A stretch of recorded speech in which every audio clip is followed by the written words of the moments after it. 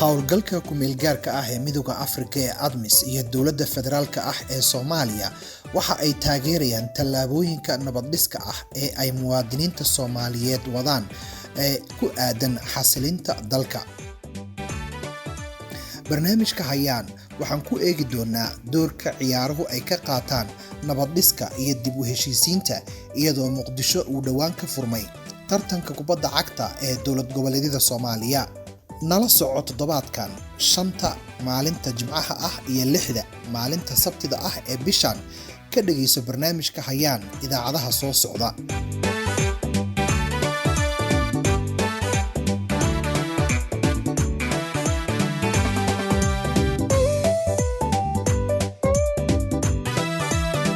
waxaad sidoo kale barnaamijka ka dhageysan kartaan online-ka channelka YouTube-ka ee howlgalka Midowga Afrika ee ADMIS.